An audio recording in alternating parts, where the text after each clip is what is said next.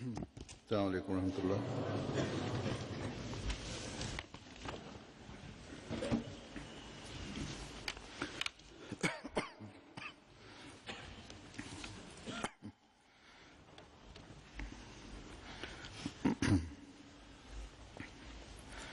أشهد أن لا إله إلا الله وحده لا شريك له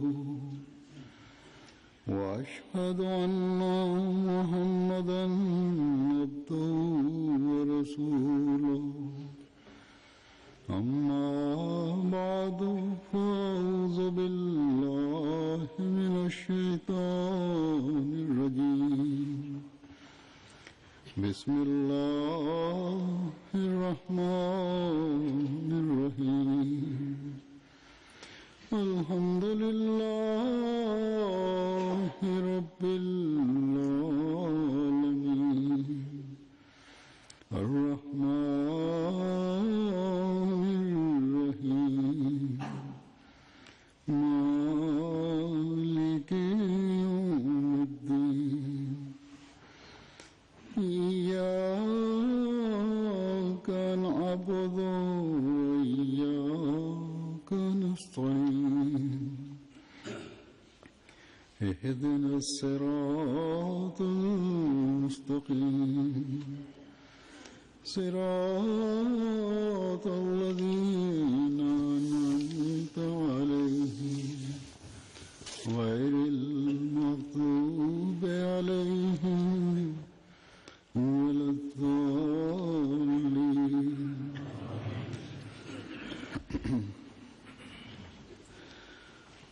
مخالفين أحمدية Les ennemis de l'Ahmadiyya,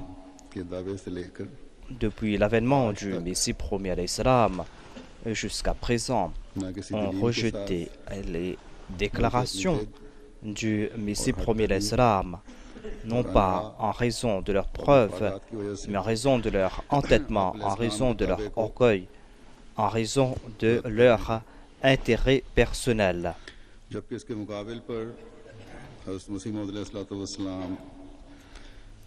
Alors que le Messie promis alayhi salam a présenté des milliers de preuves, et à la lumière du Saint-Coran, à la lumière des hadiths, à la lumière des paroles et des commentaires des saints et des ulémas du passé,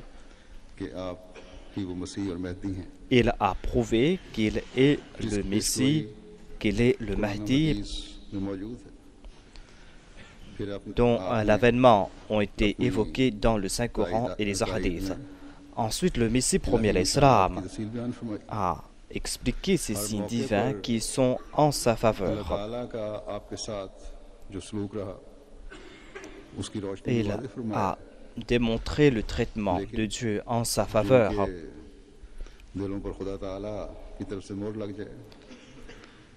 Mais quant à ceux dont les cœurs ont été scellés par Dieu, quant à ceux que Dieu ne désire pas guider, ces personnes ne pourront être guidées. Personne ne pourra ouvrir la serrure de leur cœur. Mais des gens de bonne nature sont en train d'accepter le Messie promis alayhi salam. Ces personnes sont en train d'embrasser la communauté du Messie promis alayhi salam. Ces personnes ont eu l'occasion de lui prêter allégeance et Dieu a destiné que ces personnes seront guidées.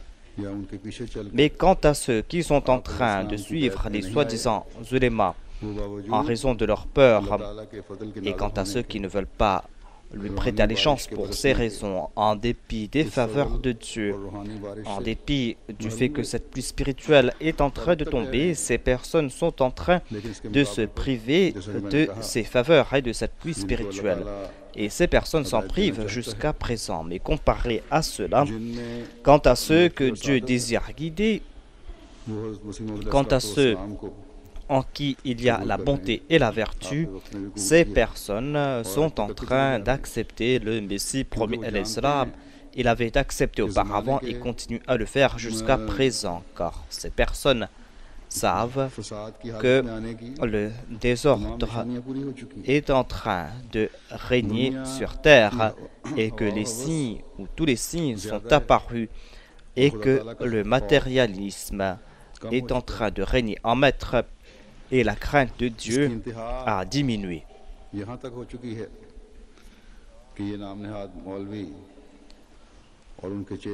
Ces troubles ont atteint leur apogée et ces soi-disant ulémas et ces mollahs et leurs compères sont tombés au plus bas des bas.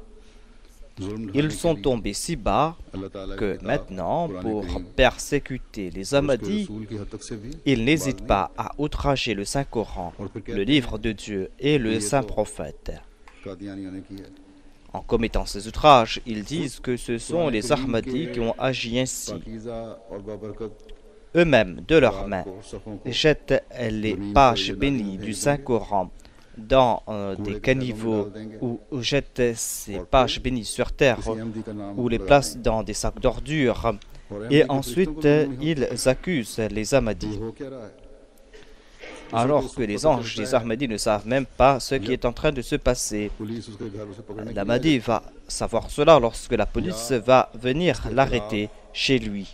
Ou lorsque ces infâmes vont sortir dans les rues pour manifester.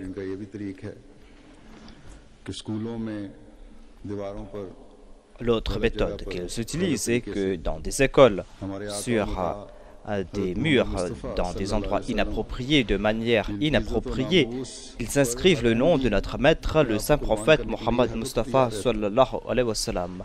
Alors que tout Ahmadi est prêt à se sacrifier pour l'honneur du saint prophète. Tout Ahmadi est prêt à sacrifier même ses enfants pour l'honneur du saint prophète. Ces infâmes écrivent cela sur les murs et accusent à tort les enfants Ahmadis. Et ainsi, on expulse ces enfants de ces écoles. On les persécute, on les tabasse. On intente même des procès contre ces enfants innocents en les accusant d'avoir porté atteinte à l'honneur du saint prophète. Et pour ce crime, il n'y a pas de caution et on peut être condamné à la peine capitale.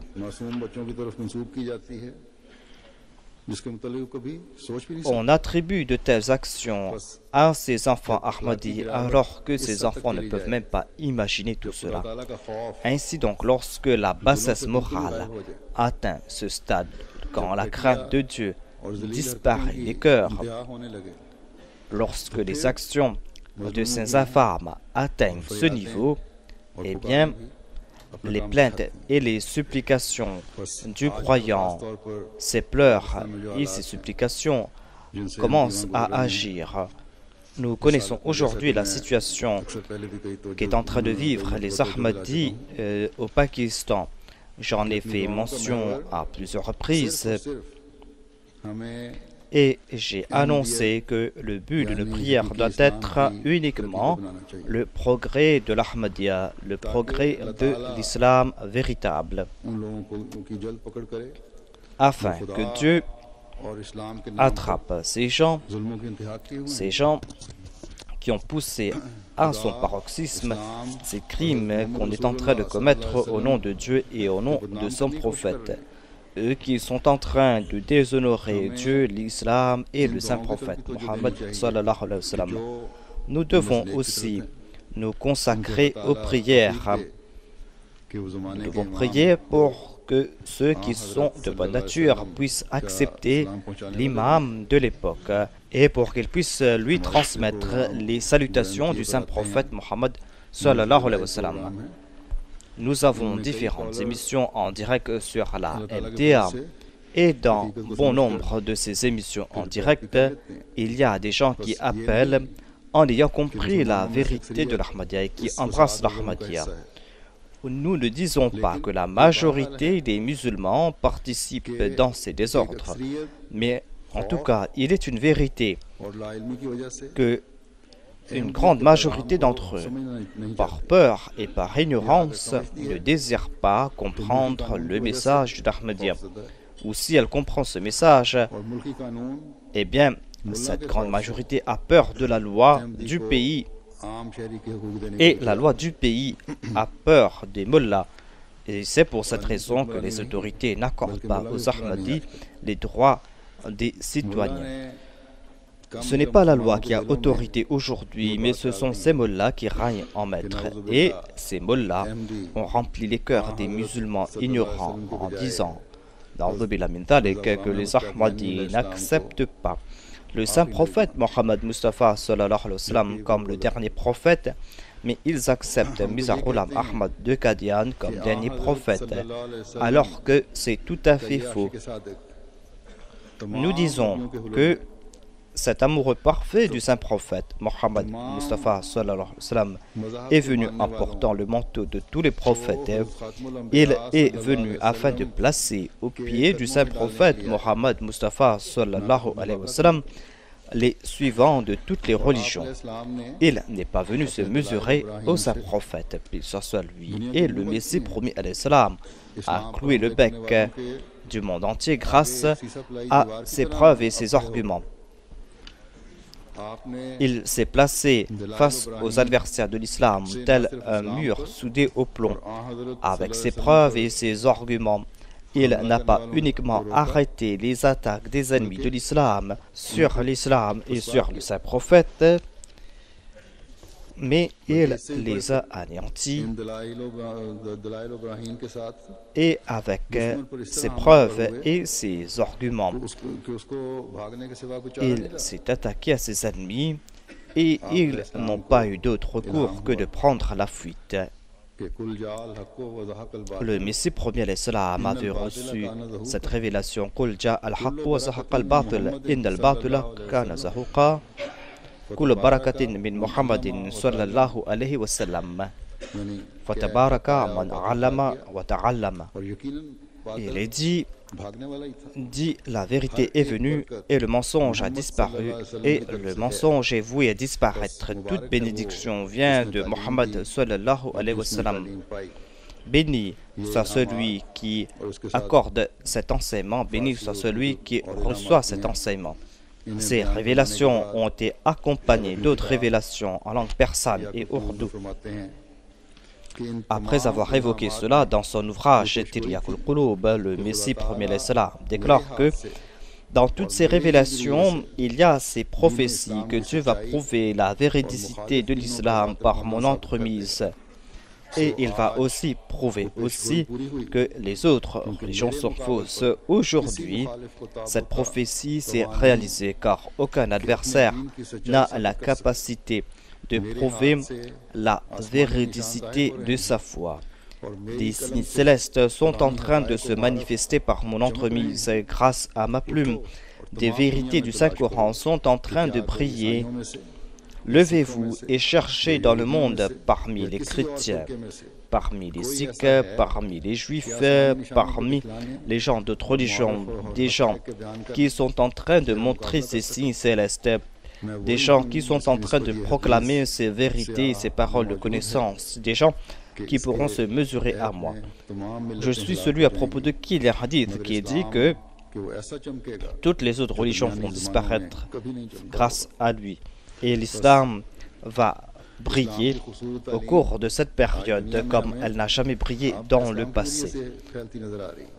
Aujourd'hui, les enseignements sublimes de l'islam sont en train de se répandre par l'entremise du Messie promis alayhi salam. Aujourd'hui, c'est sa Jamaat qui est tout organisée et qui, grâce à cette organisation, sous l'ombre du califat, est en train de prêcher le message de l'islam. Que ce soit la transmission du message de l'islam en Afrique, en Europe ou sur d'autres continents, c'est la communauté musulmane Ahmadiyya qui est en train de présenter le véritable message de l'islam dans le monde. J'ai demandé au Jamaat que pour répondre aux attaques lancées contre le Saint-Coran par les ennemis de l'islam, pour répondre à leurs attaques contre le Saint-Prophète, on doit organiser des exhibitions du Saint-Coran, d'expliquer clairement les enseignements sublimes du Saint-Coran par la grâce de Dieu. On a organisé cela un peu partout Et de partout, nous sommes en train de recevoir les mêmes rapports.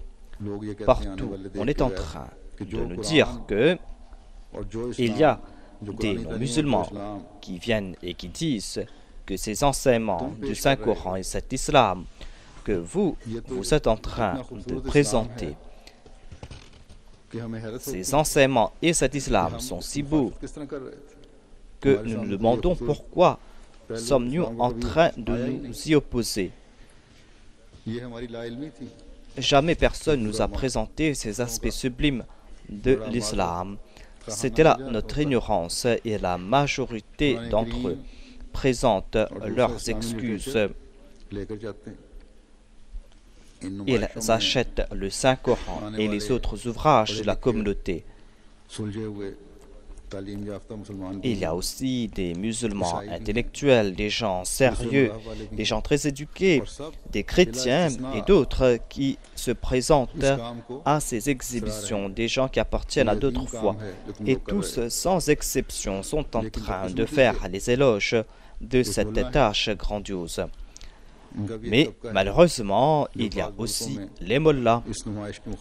Il y a aussi les mollahs et dans certains pays, ils sont en train de s'opposer à ces exhibitions.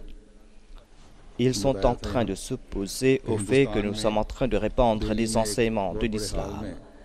J'avais dit auparavant qu'en Inde, à Delhi, la communauté avait loué une salle de l'État afin d'organiser cette exhibition du Saint-Coran.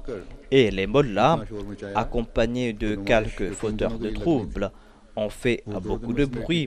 Et l'exhibition n'a duré que 2 jours au lieu de 3.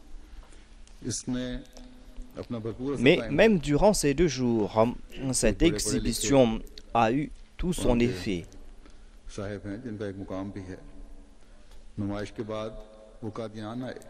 Il y a un grand intellectuel de là-bas qui a de l'influence dans ce pays qui est parti à Qadian.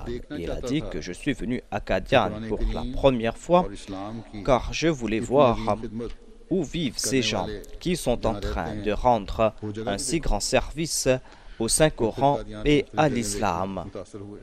Et ainsi, il a visité les différentes parties de Qadian. Mais il y a aussi un fait malheureux que je dois évoquer ici. Ici, au Royaume-Uni, quelque temps de cela, on avait organisé cette exhibition dans une ville. Et les mollahs ont fait beaucoup de bruit. Et la police a demandé aux organisateurs de ne pas tenir cette exhibition. Selon notre principe, nous aurions dû rejeter cette demande, mais les organisateurs locaux ont accepté cette requête et ils ont annulé cette exhibition. Si ici, dans ce pays, en Europe, là où il y a de la liberté, et puisque l'État déclare qu'il est là pour accorder cette liberté, si nous accordons autant d'importance à ces mollahs, nous allons donner vent à de l'extrémisme ici dans ce pays. Nous devons faire comprendre cela au pouvoir public et nous allons devoir organiser cette exhibition de nouveau. D'aucuns disent qu'on doit faire cette exhibition en silence. Si on organise tout cela en secret, quel en sera l'avantage? D'une part, nous disons que nous devons faire progresser la mission du champion de Dieu. D'autre part, nous allons faire preuve de gourdise. Cela n'est pas possible. Dans ce pays, comme je l'ai dit, la loi a la main haute, comme nous le dit l'État. Dites aux autorités qu'elles doivent appliquer la loi et que l'État doit accorder à chaque citoyen son droit et sa protection. Agissez ainsi. Mais en tout cas, voilà l'état des mollahs, même dans des pays non musulmans comme en Inde ou ici au Royaume-Uni. Lorsque nous faisons des efforts pour répandre les enseignements de l'islam et du Saint-Coran, ce ne sont pas des non-musulmans, mais ce sont ces soi-disant ulémas qui se mettent au travers de la route et qui disent comment cela est possible. Est-ce que ce sont les Ahmadis qui sont en train de répandre les enseignements sublimes du Saint-Coran? Nous ne pouvons endurer cela. Voilà l'image véritable de ces soi-disant garants de la foi. Voilà leur point de vue. Quant à nous, nous allons continuer à accomplir nos œuvres. En toute situation, nous allons devoir clouer le bec des ennemis de l'islam et nous allons répandre les enseignements du Saint-Coran dans le monde. Nous allons continuer à le faire afin que nous puissions réunir le monde sous les pieds du saint prophète Mohammed sallallahu alayhi wa sallam. Tout comme je l'ai dit, l'Occident possède cette qualité qu'elle traite à pied d'égalité tout citoyen.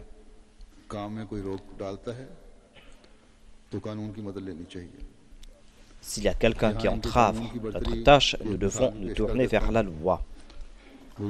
Je dois citer ici un exemple de l'application de cette loi. J'ai fait une tournée en Europe la dernière fois et je suis passé aux Pays-Bas pour une prière du vendredi. Et au cours de ce sermon, j'ai parlé à propos d'un politicien, d'un membre du Parlement qui est aussi le leader d'un parti politique. Ce monsieur s'appelle Geert Wilders. Au cours de mon sermon, je lui ai donné ce message en disant que vous êtes en train d'outrager l'islam et le saint prophète Mohammed sallallahu alayhi wa sallam. Vous êtes en train de proférer des injures, votre inimitié à l'égard de l'islam a dépassé les bornes. Cessez ces actions, sinon craignez la main de Dieu, cette main de Dieu qui frappe silencieusement et qui pourra vous détruire, vous et les gens de votre acabit. Dieu a le pouvoir de vous arrêter. Je lui ai aussi dit que nous ne possédons pas le pouvoir et à travers nos prières, nous allons vous contrer. Notre bureau de presse a émis un communiqué de presse en présentant le résumé de ce sermon. Lorsque le responsable m'a apporté ce communiqué de presse, il n'y avait pas cette phrase que j'avais prononcée. Je lui ai dit d'ajouter cette phrase, à savoir que nous ne possédons pas d'armes matérielles, mais nous allons prier afin que vous et vos congénères vous soyez détruits. La vérité est telle, c'est-à-dire que nous allons nous opposer à tous nos ennemis, soit avec des preuves, ou soit avec la prière. En tout cas, M. Geert Wilders a reçu ce communiqué de presse, il l'a lu et il a écrit à son gouvernement et il a posé des questions au ministre de l'Intérieur. Lorsque la Jamaat a reçu cette information, ils m'ont informé. On dirait que la Jamaat avait un peu peur. Je leur ai dit que si le ministère de l'Intérieur vous pose des questions, ce n'est pas la peine d'avoir peur. Vous devez présenter votre point de vue. C'est cette personne qui a jeté les bases. C'est lui qui est en train de commettre ces actes infâmes. C'est lui qui a fait ce film infâme sur le saint prophète et c'est lui qui a utilisé des propos vulgaires à propos de l'islam et qui a déshonoré l'islam. Nous avons tout simplement répondu à ces attaques et nous avons dit que Dieu a un sens de l'honneur pour son prophète et qu'on doit craindre Dieu.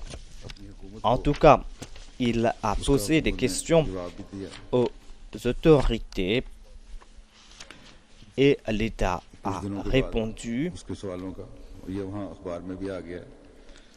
Après quelques jours, l'État a répondu à ces questions et cela a été publié dans les journaux. M. Wilders a demandé « Êtes-vous, le ministère de l'Intérieur, familier avec l'article ? Un leader du monde musulman envoie un avertissement à M. Geert Wilders. »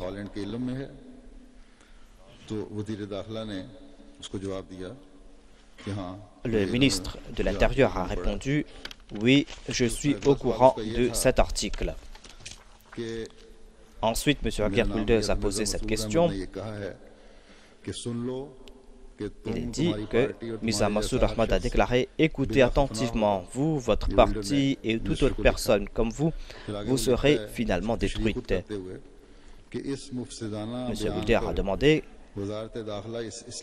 quelle mesure le ministère de l'Intérieur va prendre contre cette organisation islamique qui appelle à la violence. Le ministre de l'Intérieur a répondu que selon le communiqué de presse, Mirza Masroor Ahmad a déclaré que de telles personnes ou les groupes ne seront pas détruits par la violence ou par d'autres moyens séculiers, mais seront détruits par la prière. Dans ces remarques, je ne vois rien qui incite ou qui appelle à la violence, ou je ne vois pas de raison pour laquelle je dois prendre une action contre la communauté musulmane ahmadiyya. Dans sa troisième question, il a demandé quelle est la relation entre la communauté Ahmadiyya des Pays-Bas avec la communauté Ahmadiyya du monde entier et avec Mirza Masroor Ahmad. Le ministère de l'Intérieur a répondu que la communauté Ahmadiyya des Pays-Bas fait partie de la Jamaat Ahmadiyya internationale. C'est là une preuve de leur équité et de leur sens de justice. M. Kulders est un politicien, membre du Parlement, il est un député. C'est une personne de la même confession.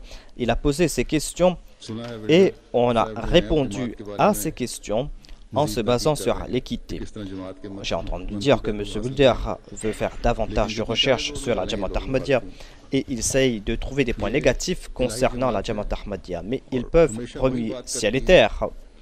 C'est une Jamaat de Dieu et tout le temps cette Jamaat va dire la vérité.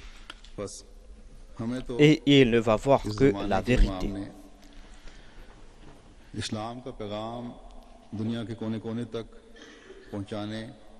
L'imam de l'époque nous a confié la responsabilité de transmettre le message de l'islam jusqu'aux confins de la terre. Il nous a confié cette tâche de fermer la bouche de nos ennemis. Et tout Ahmadi est en train d'accomplir cette tâche selon les moyens qu'il a à sa disposition. Et quand ils voient que les ennemis de l'islam sont en train de lancer des assauts contre l'islam, les Ahmadis répondent à ces attaques.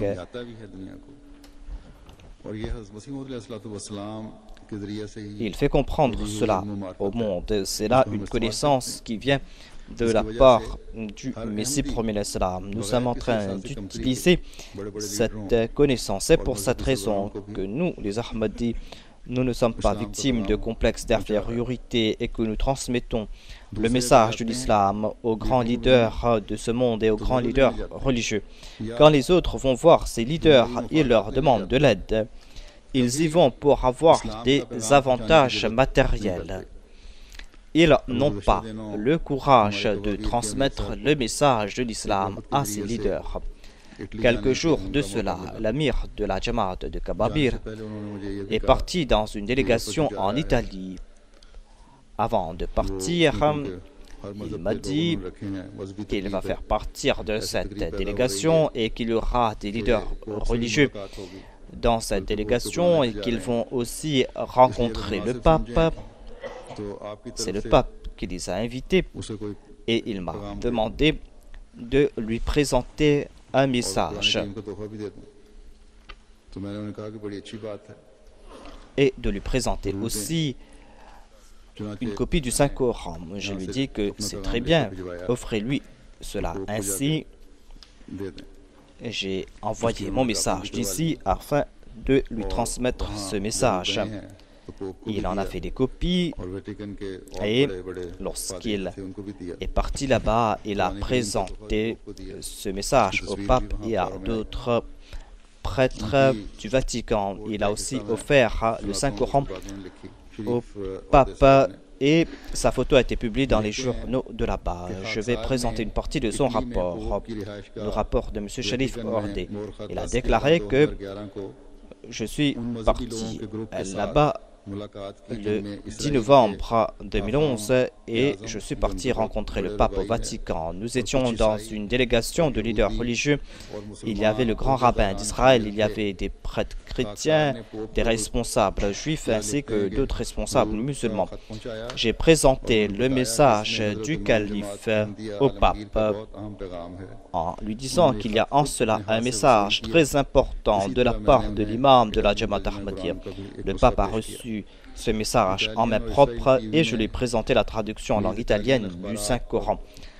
À la télévision israélienne et italienne et des journaux italiens, des journaux en langue hébreu et arabe ont présenté la photo de M. Khalifa Oudeh avec le pape. Après cela, il y a eu une conférence de presse à la radio Vatican. J'ai présenté le message du calife et j'ai distribué la copie de cette lettre aux journalistes. Et j'ai aussi présenté le message du calife à ces prêtres des cardinaux du Moyen-Orient.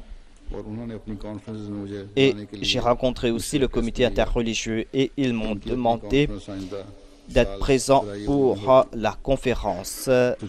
La prochaine conférence aura lieu l'année prochaine.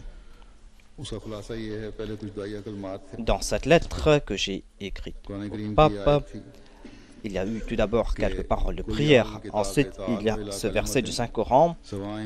Qul ya ahlal kitabi ta'alaw ila kalimatin sawa'in baynana wa baynakum alla na'budu illa Allah wa la nushrika bihi shay'an wa la yattakhidh ba'duna ba'dan arbaban min dunillah.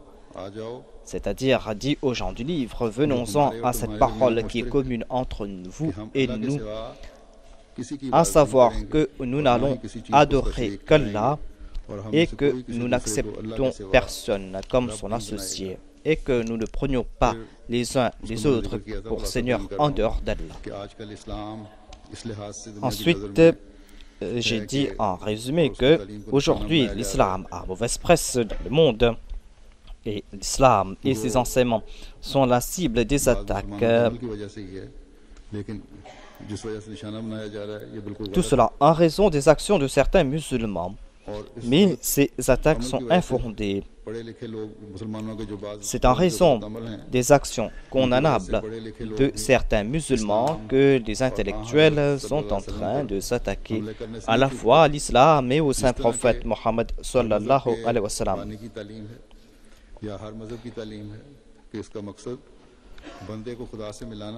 Les fondateurs de toutes les religions et toutes les religions sont là pour rapprocher l'homme de Dieu. Tel est l'enseignement de l'islam. Au contraire, l'islam fait plus en ce sens. En raison des actions de quelques infâmes, on ne doit pas s'attaquer à l'islam. L'islam nous enseigne de respecter tous les leaders religieux et tous les prophètes qui ont été mentionnés à la fois dans la Bible et dans le Saint-Coran. Nous qui sommes les serviteurs du Saint-Prophète Mohammed Mustafa sallallahu alayhi wa sallam, nous sommes profondément attristés lorsqu'on s'attaque à l'honneur de notre Saint-Prophète.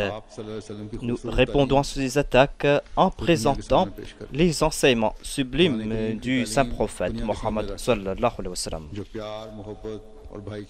en présentant les enseignements du Saint-Coran au monde, des enseignements d'amour, de fraternité, les enseignements fondamentaux de l'islam et que l'on doit marcher sur les voies de la taqwa. Et c'est cet appel que nous lançons 5 fois par jour de nos mosquées. Nous évoquons la grandeur de Dieu et on annonce aussi que le saint prophète Mohammed sallallahu alayhi wa sallam est le prophète de Dieu. Ensuite, dans ce message, on a dit au pape que la paix du monde est mise à mal aujourd'hui parce qu'au nom de la liberté de conscience, au nom de la liberté d'expression, on est en train de jouer avec les sentiments des uns et des autres. On est en train de blesser les sentiments des uns et des autres et aujourd'hui à de petites échelles, il y a des guerres dans le monde. Le monde a besoin de mettre fin à ces guerres. Sinon, ces guerres pourront se transformer en guerre mondiale et sa destruction sera indescriptible.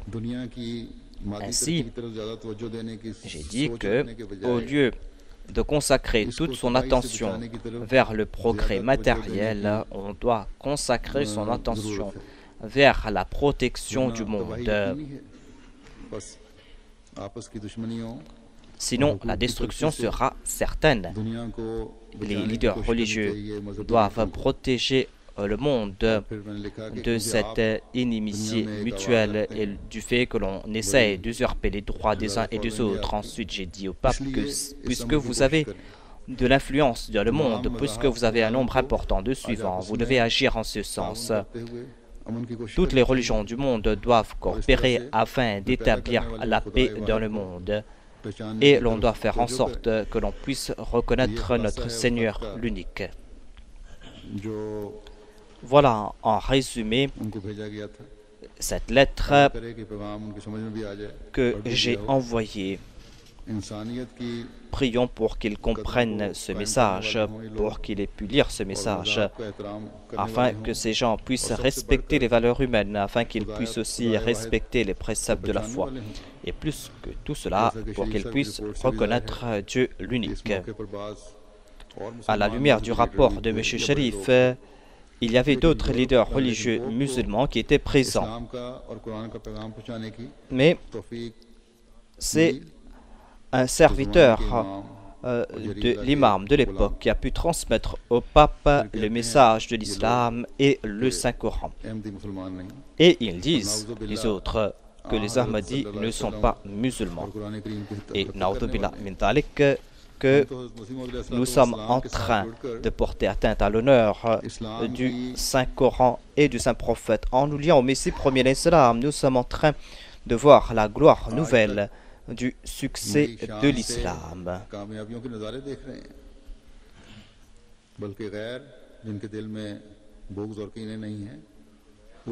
Et quant à ces non-Ahmadis qui ne nourrissent pas d'inimitié à notre égard, ils acceptent eux aussi que le Messie premier l'Islam a atteint son objectif dans la tâche qu'il voulait accomplir.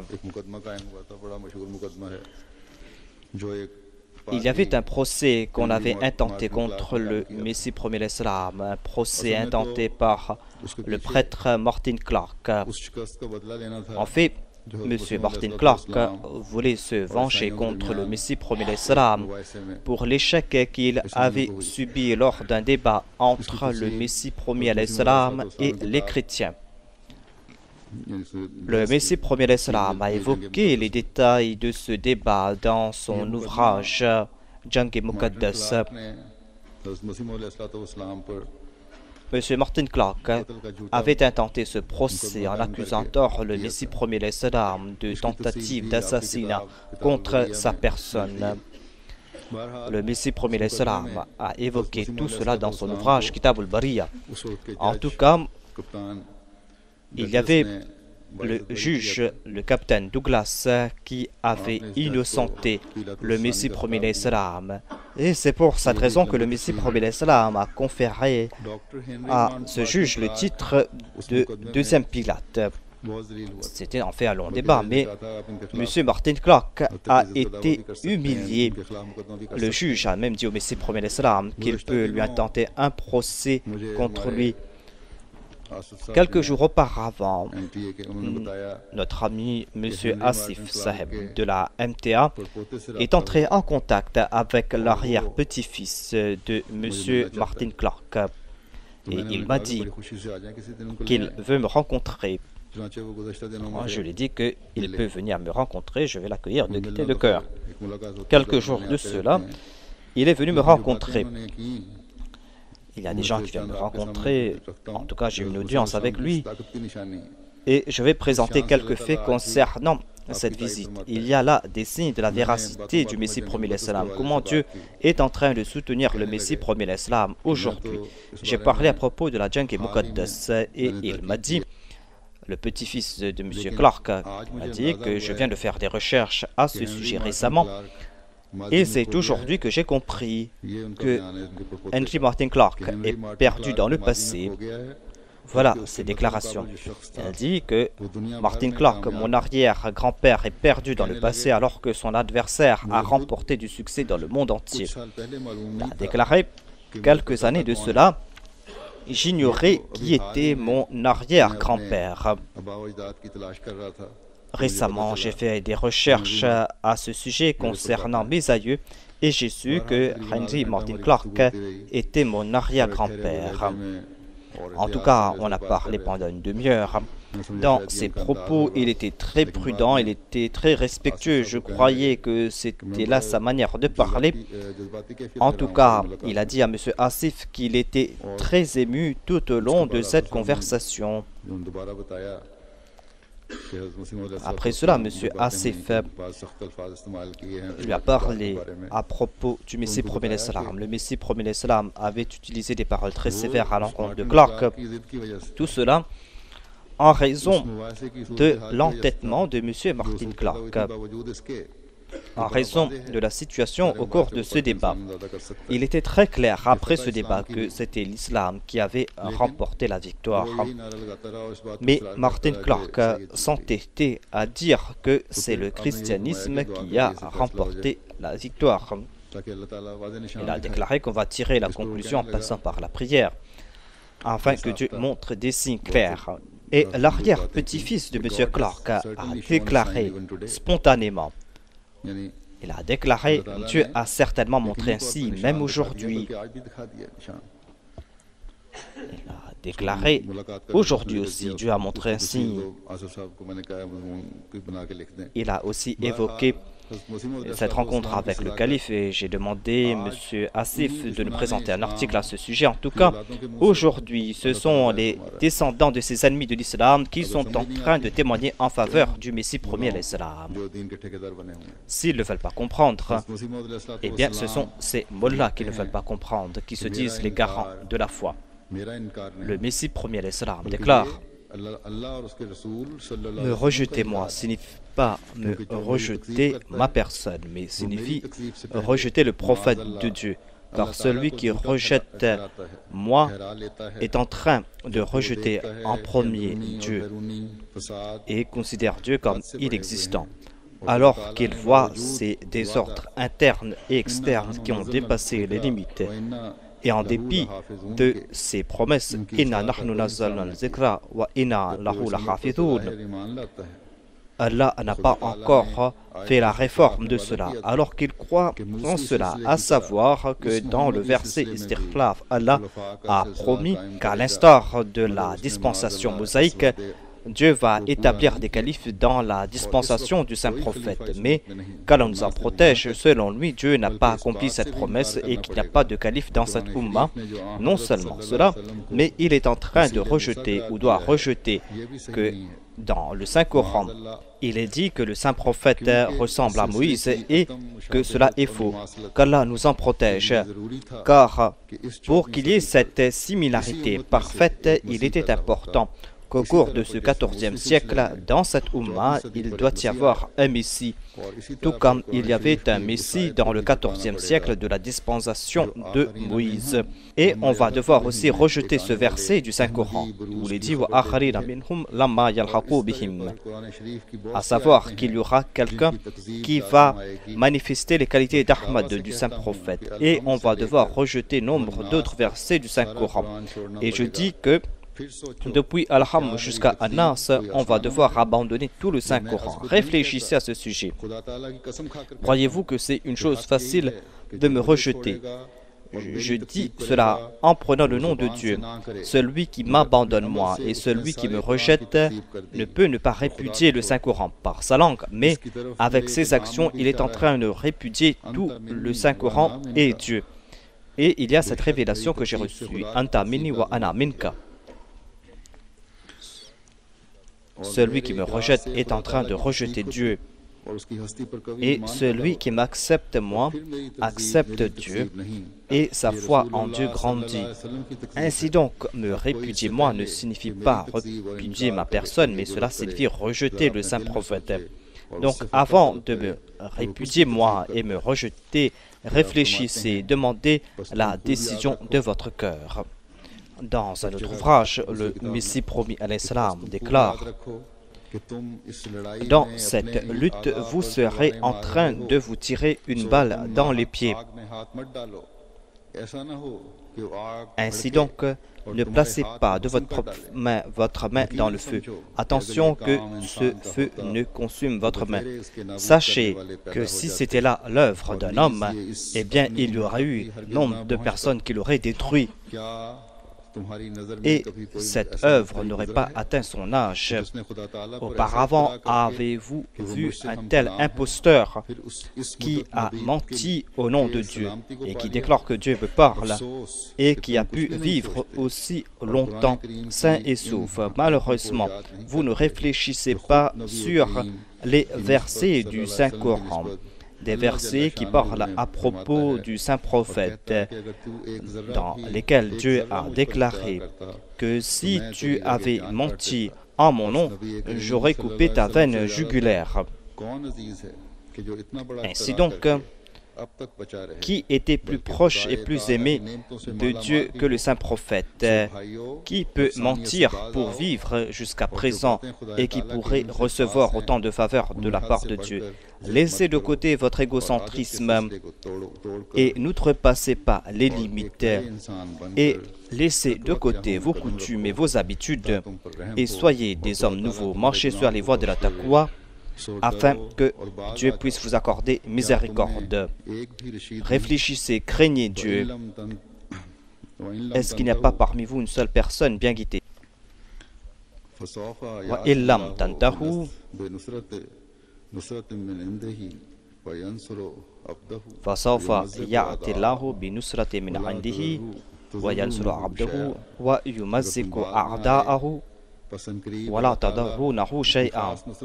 et si vous ne désistez pas, eh bien, Dieu va montrer son soutien et va accorder son soutien à son serviteur et va anéantir son ennemi et celui-ci ne pourra pas nuire à lui.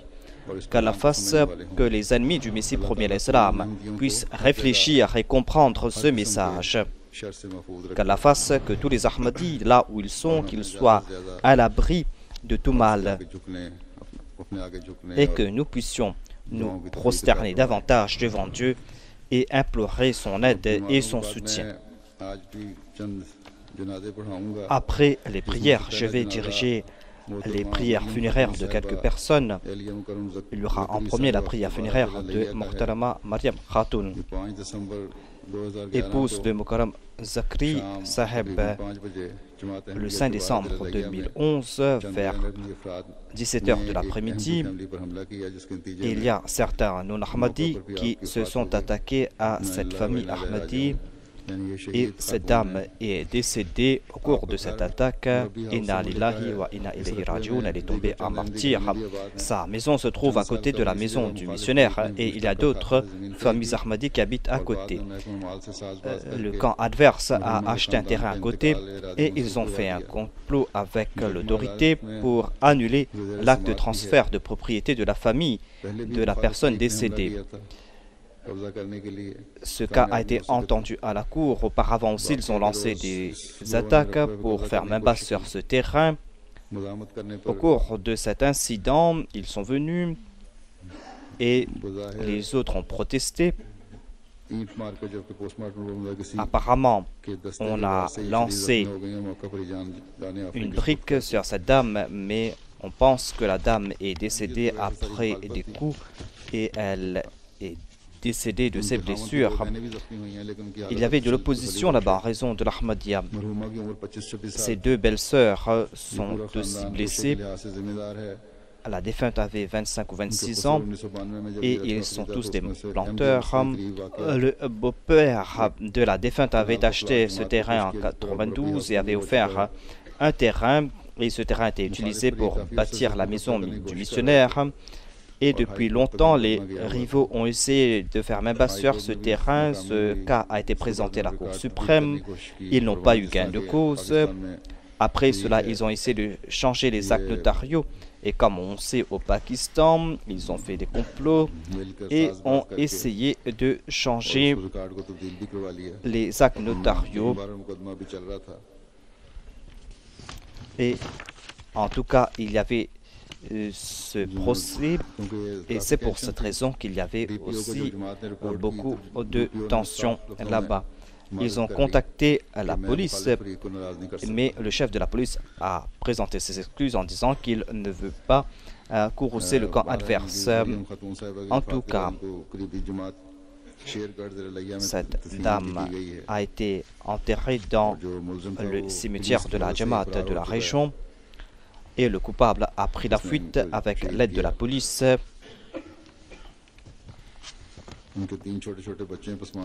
La défunte a laissé derrière elle 3 enfants, à part son mari.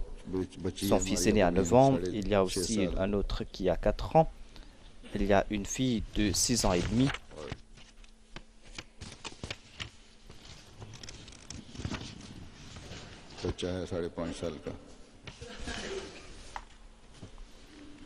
Et un enfant de 5 ans et demi.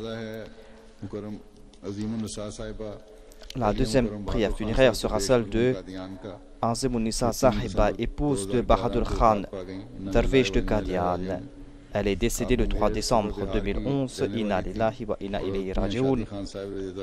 Elle était de la région de Bihar et elle était la bru d'un compagnon du Messie promis à l'Islam qui s'appelait Mian Shadi Khan. Depuis son enfance, elle priait pour qu'elle puisse un jour venir à Qadian.